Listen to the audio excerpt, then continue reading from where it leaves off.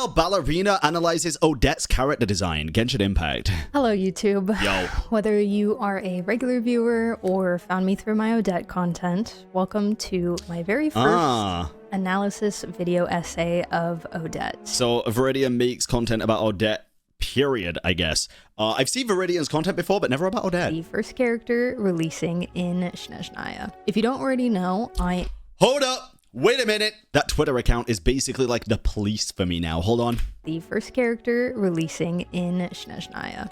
Nope! Nope, Viridian! They will come for you. I have had it drilled into my damn head that it is not Snezhnaya. I am on the front lines now, Viridian. You gotta join me on the front lines. Snezhnaya. Snezhnaya. Snezhnaya! Anastasia Fyodorovna Snezhnaya. I am an ex-ballerina. Nice.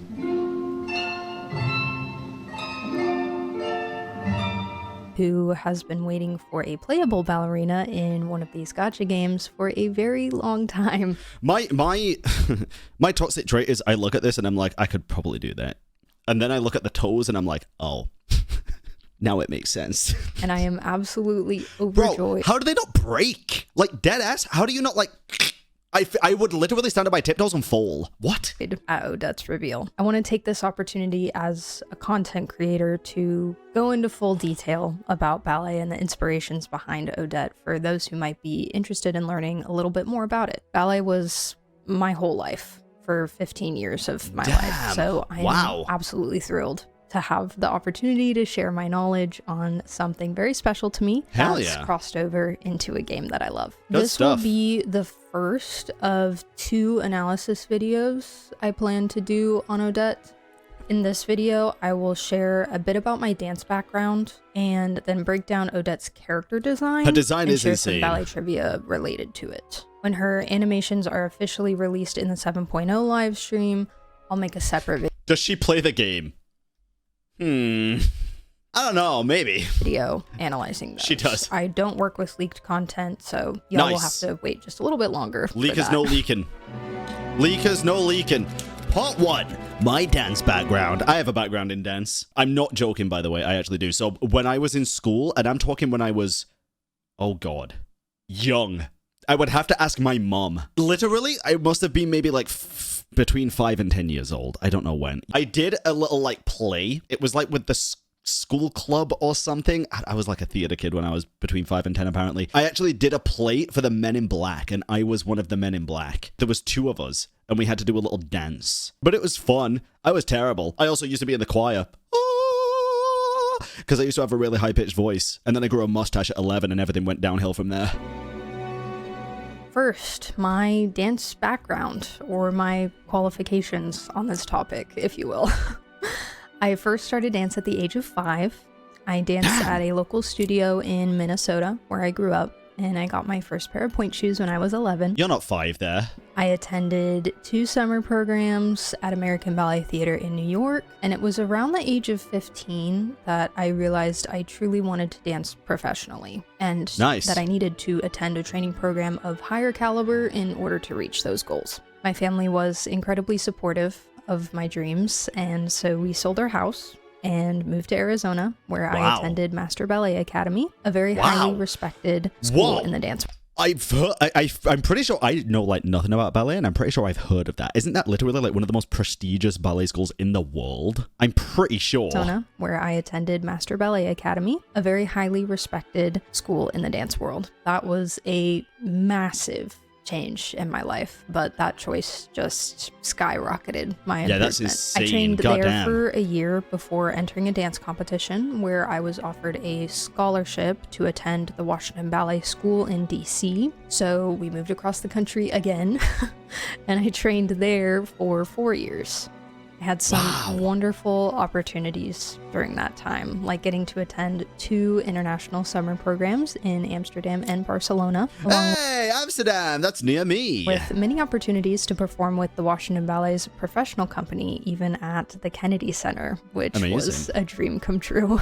I learned so much during this time, and Big things like that really are life-changing, dude. It's stuff that you take with you forever. I once, when I was between 11 and 13 years old, I think probably 12 at the time, I was still playing violin. Violin was the first instrument that I learned and the only instrument where I could actually read the music of, because everything else I learned by ear. And I got to a point where we got invited, oh god, how many of us was it? Maybe 5 of us, to join a very large orchestra. It was the Leeds. It's so weird because I've only seen the inside of it once, and it was for this. We performed at the Leeds town hall for the mayor. You know, like when you see the freaking performances of like the Genshin orchestras and stuff. It was that big, bro. It was humongous, dude. It was crazy, and it was so cool because like you play the music, you could feel it rumbling inside you because there was that many instruments and stuff, dude.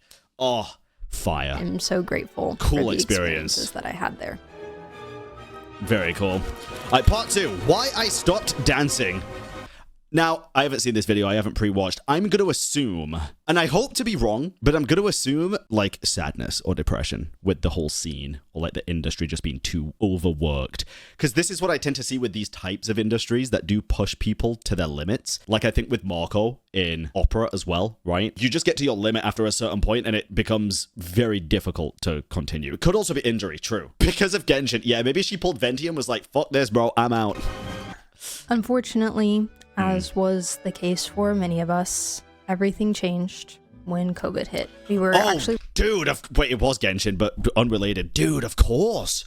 COVID. Rehearsing for Swan Lake at the time, and the 2-week break for COVID turned into the lasting lockdown that kept us all out of the studio for months, taking class in our kitchens over Zoom. Frankly, a lot changed in my life around this time. I became financially independent, so even when we were able to return to dancing in person, I sadly couldn't afford to continue.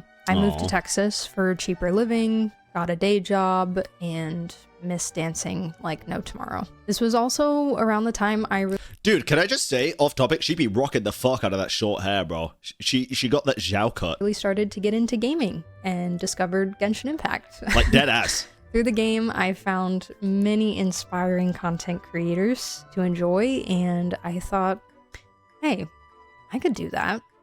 So with absolutely no idea what I was doing, I set everything up, I hit go live, and the rest is history. This was the first stream. Miss dancing so deeply, and I reminisce about it nearly every single day. Aww. I have struggled. It sucks to say that it stopped because of such a reason like COVID, but at least, number one, she found something else that she loved because of it, and number two, she didn't stop doing it because she fell out of love with it, right? Like, genuinely, because that does happen to a lot of people, and the only thing I know about ballet is that there is a very toxic side to it as well. It's good that that didn't happen. With feeling like all those years of time and money poured into it were a waste because I quit, and that pain that comes from the nostalgia. I have always wanted to get back into it in some capacity, even if it's not at the professional level. Dude, she should recreate Odette's dances whenever she does them. She should recreate like the attack animation when she comes out and stuff. That'd be fire. I used to do it at, and that's another reason I started streaming.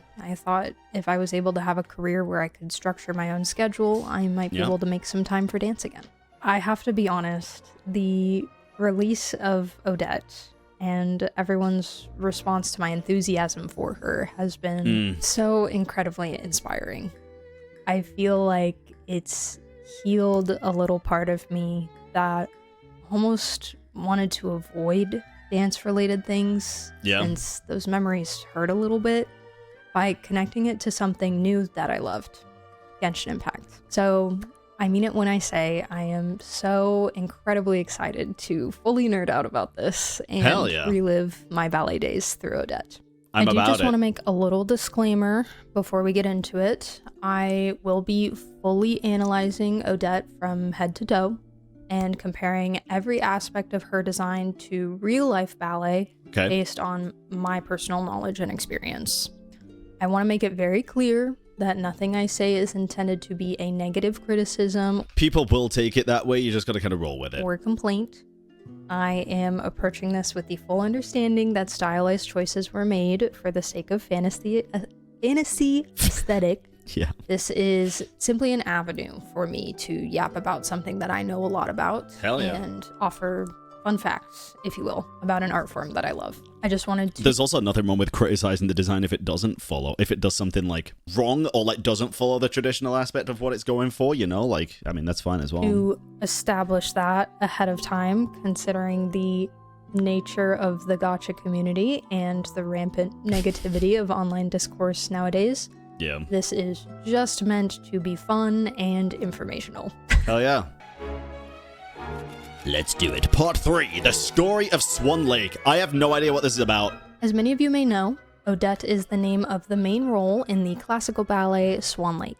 Swan Lake tells the story of a young man named Prince Siegfried who meets Odette, a beautiful maiden cursed to take the form of a swan by an evil sorcerer named von Rothbart. The only way to break the curse is for Siegfried to swear his love to Odette. But von Rothbart fools the prince by transforming his own daughter, Odile, to look like Odette. Siegfried swears his love to Odile before realizing his mistake. The ballet has a few different endings. Traditionally... Wait, what? That sounds messed up, bro. What the fuck? Hold on. Rothbart. The only way to break the curse is for Siegfried to swear his love to Odette. But von Rothbart fools the prince by transforming his own daughter, Odile, to look like Odette. Siegfried swears his love to Odile before... That's horrible. Poor Odile. Did Odile agree to this? Before realizing his mistake. The ballet has a few different endings. Traditionally, Siegfried and Odette choose to die together rather than live apart. Ah, Romeo and Juliet style, kind of. But in some renditions, Siegfried defeats Rothbart and the couple lives happily ever after. I'm very interested to see how Odette's story in Genshin Impact may reflect that of Odette and Odile's.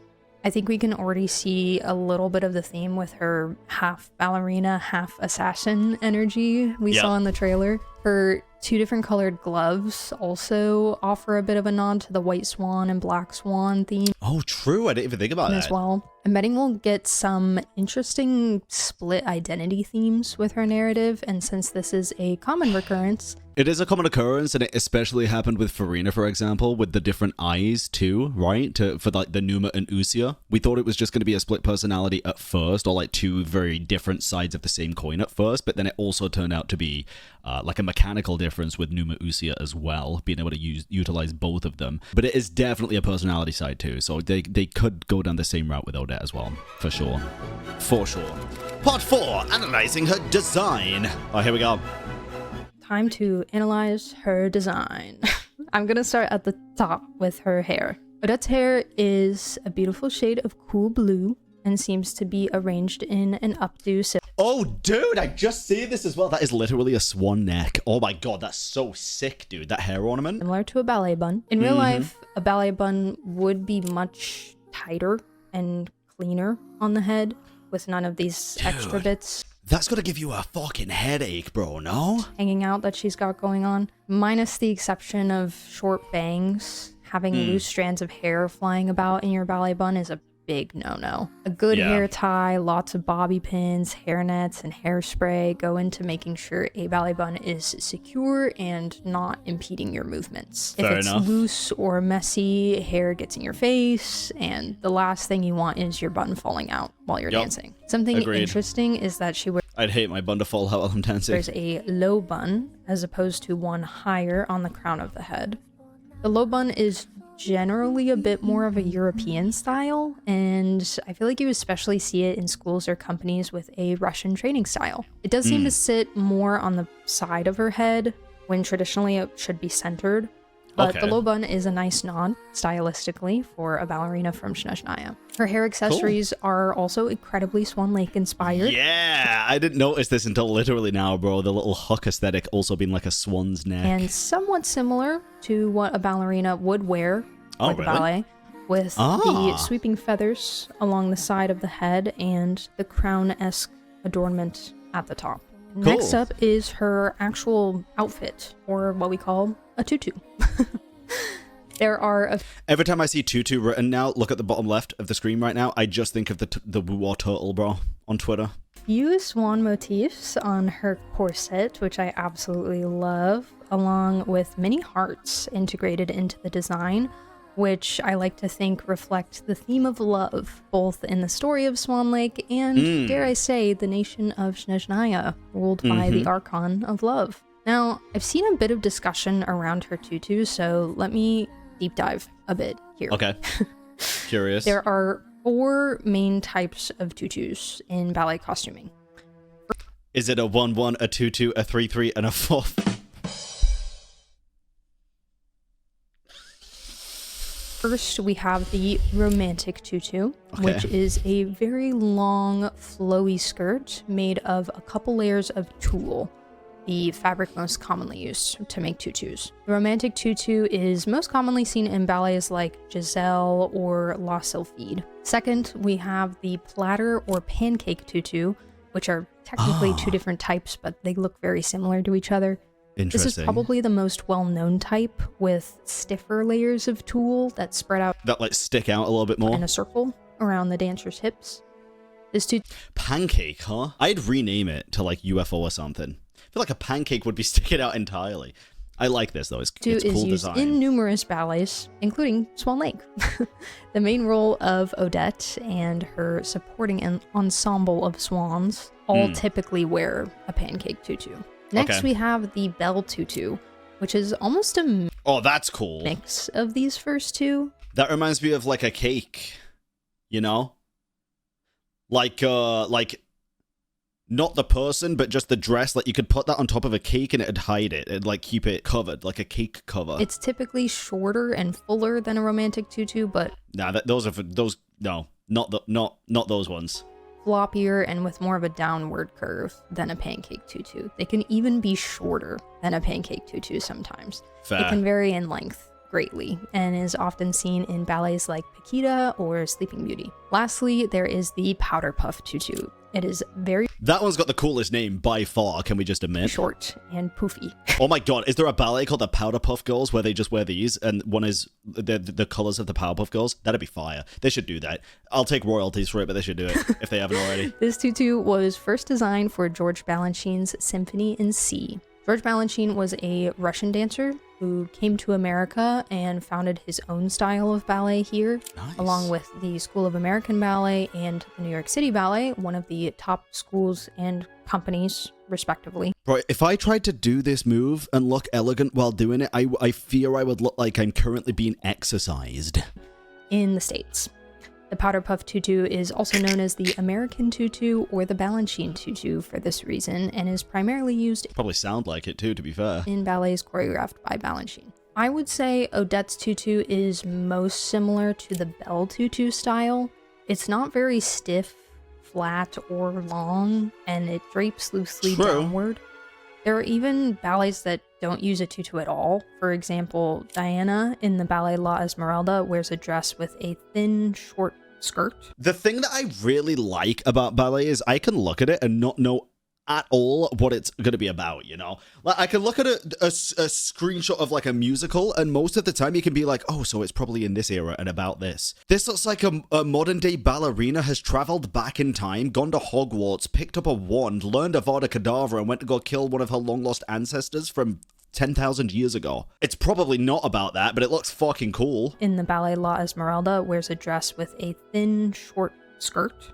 So I could see some vague similarities to that as well. In Odette's drip marketing, it's a bit more lifted than how we saw it in the trailer, which makes me think they're really going to play around with the movement of the skirt in her in-game model and animations. That'd be cool. In short, I think saying that Odette does not wear a real tutu would be incorrect. It's shorter and It's just like not a, I would probably, based on what we just saw, not the most conventional tutu, but it's still a proper tutu, right? hangs down more than a pancake tutu most typically used for Swan Lake, but it definitely still passes as a legitimate tutu and at the very least a costume that could be used for ballet. Yeah. I'll throw in a quick side note here for her arm accessories. The arm puffs Little she feathery. wears are worn in most ballet costumes, especially when wearing a tutu. They're not commonly seen in Swan Lake.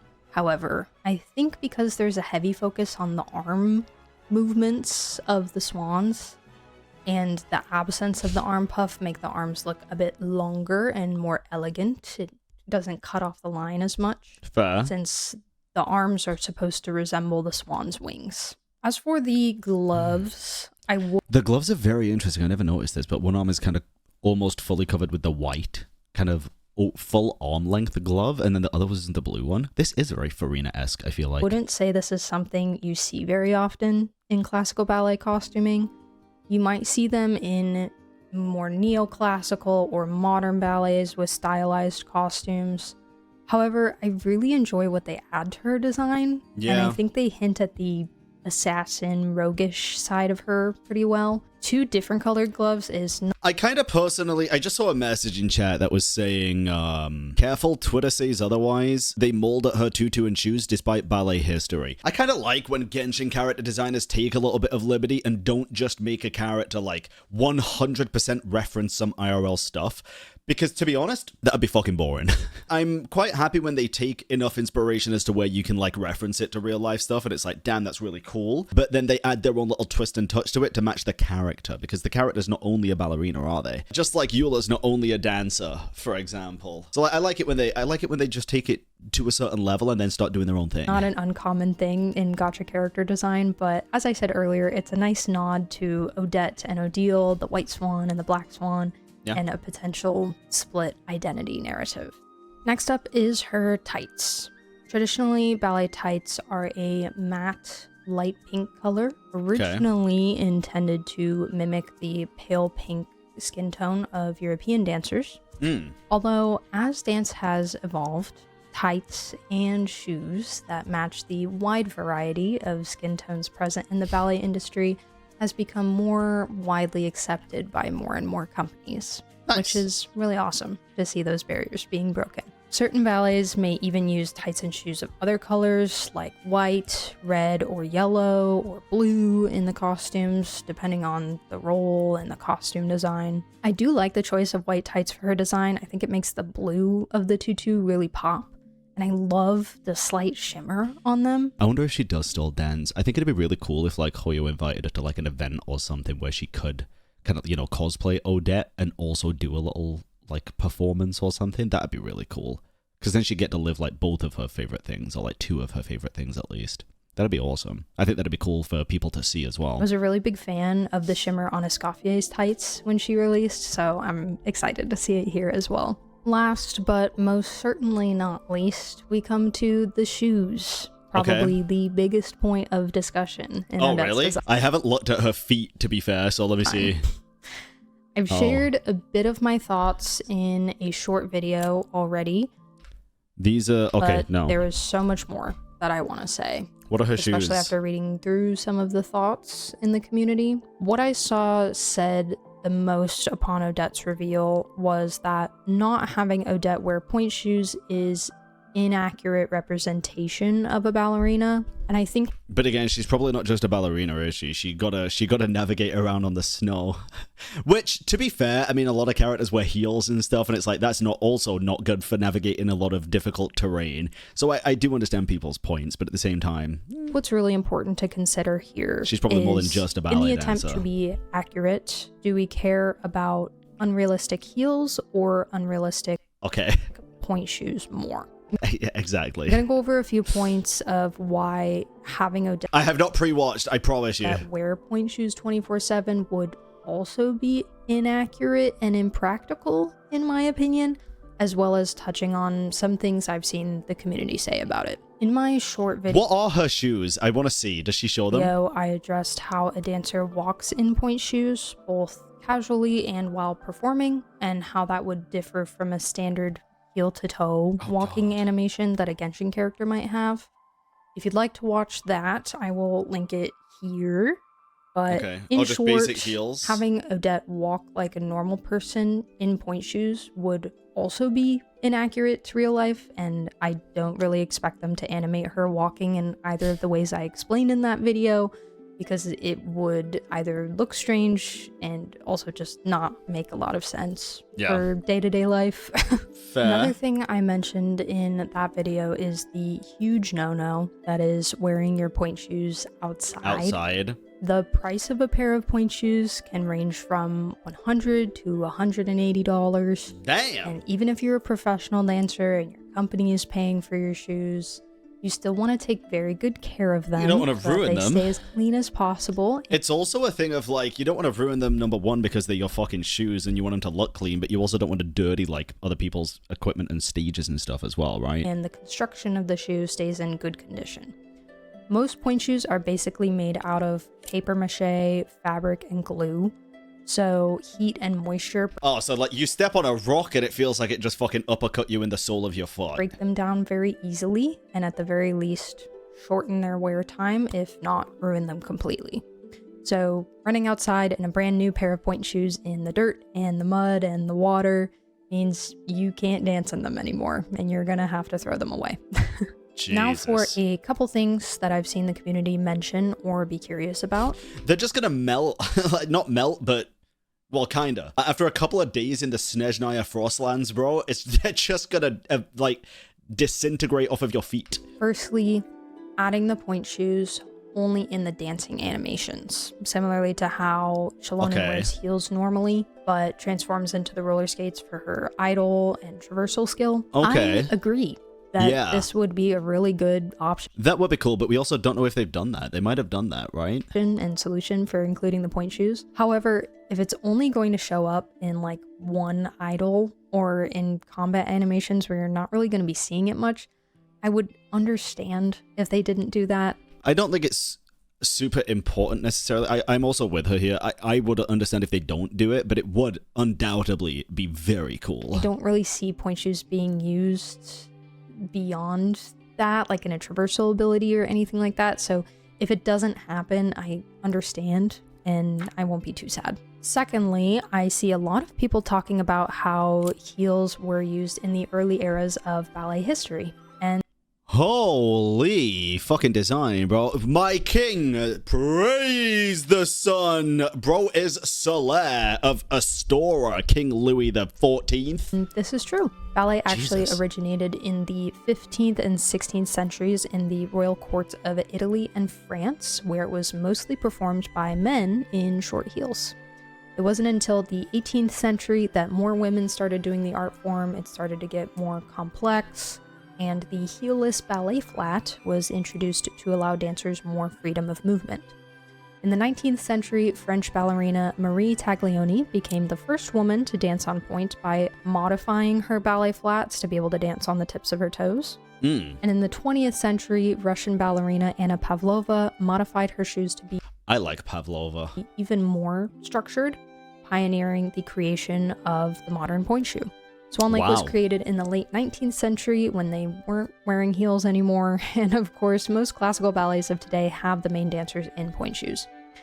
There are some roles in classical ballets that call for a shoe called a character heel, which is used for kind of folk style variations, such as... I didn't realize these were ballet shoes. I feel like I see these shoes very often in like regular shoe stores. Maybe with the 3 dots as well. Can you like extend the heel or something with these? It's kind of a tapping shoe. Oh, well, it doesn't have the maybe. Interesting. Hungarian or Spanish dances, which are also actually seen in Act 3 of Swan Lake. I don't really think any of this has much to do with the choice to put her in heels. Like, I don't think that inspired that decision, really. Probably but not. Regardless, it's probably not. They like to just put a lot of female characters in heels. Some fun ballet trivia for you guys. I also see a lot of people wanting her heels themselves to look kind of like point shoes more. And honestly, they kind of do already. Just maybe not in the way you might imagine they would. Show me them again. The toes of her heels. Okay. Oh, actually... yeah. I mean, yeah, they definitely look just more like heels. I will say that much. Like, of course they do. Dude, if this is like metal as well, holy fuck, as soon as she straightens that foot, that's gonna hurt like a bitch. As soon as that foot gets straightened, bro, these are digging straight into the shin down here. Are flat, or the like ankle. the platform of a point shoe.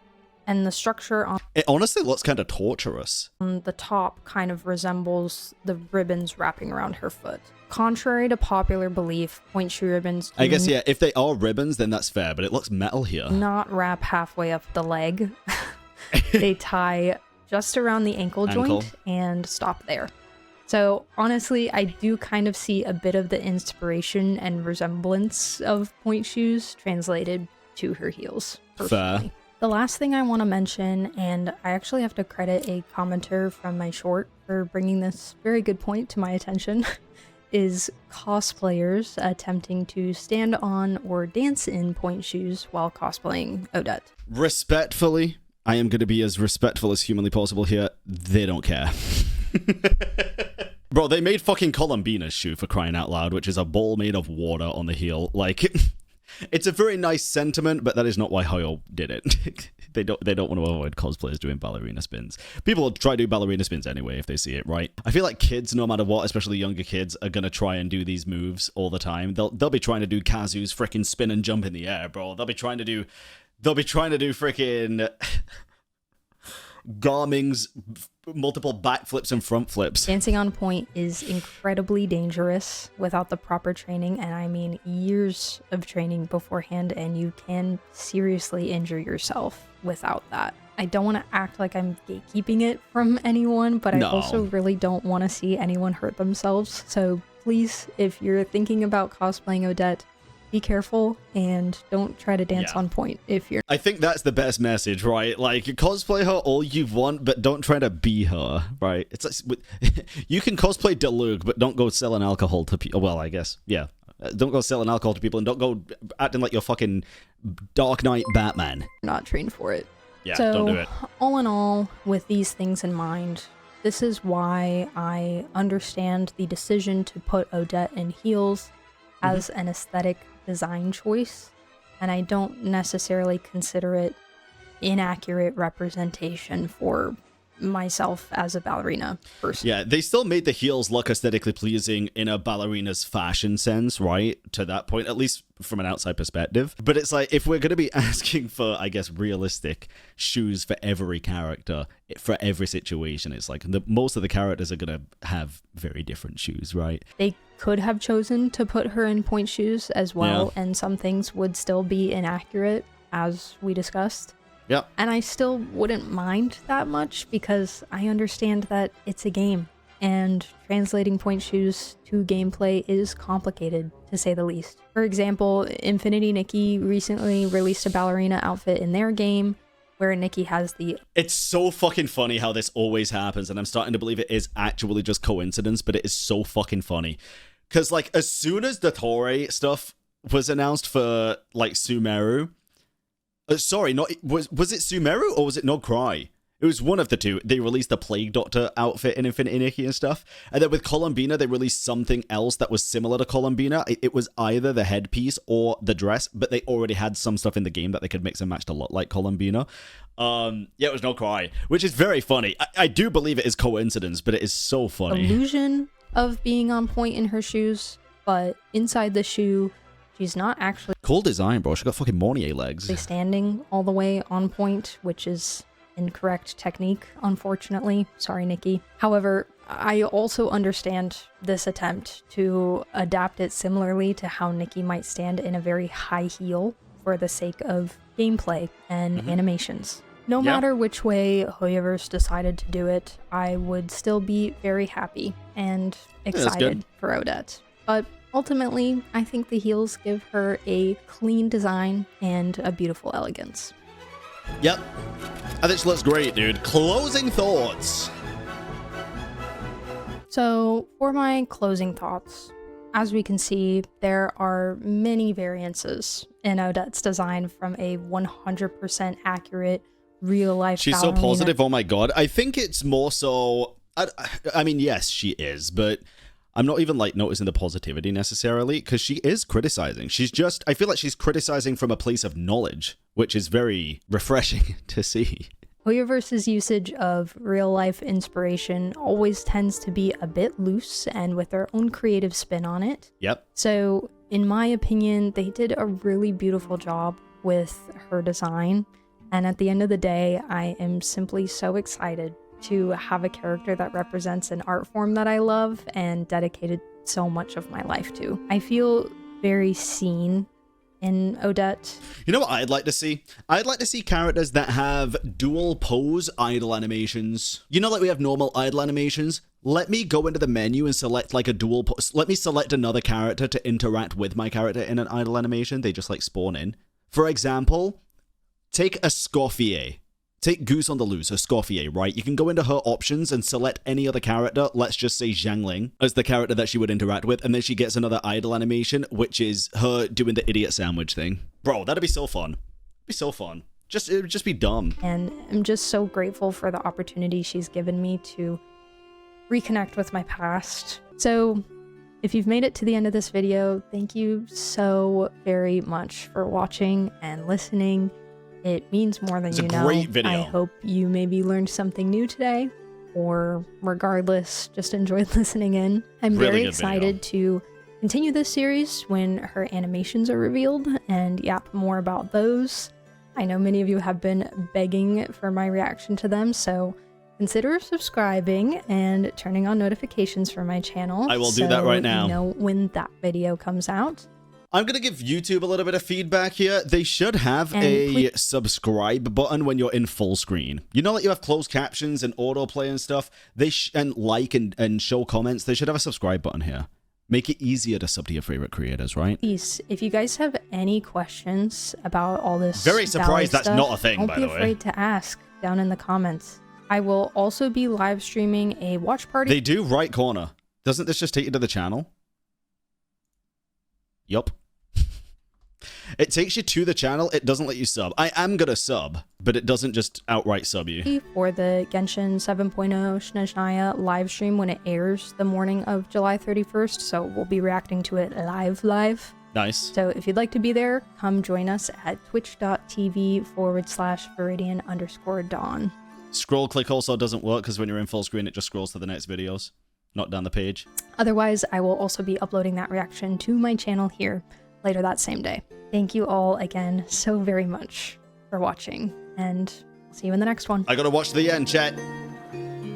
I'm watching to the end for that mighty watch time analytics. Very, very good video. Let me share that with you all. Incredibly good video. You should definitely go sub. They're at 8.13, 8,130 subs right now. They should be at far more than that, to be honest.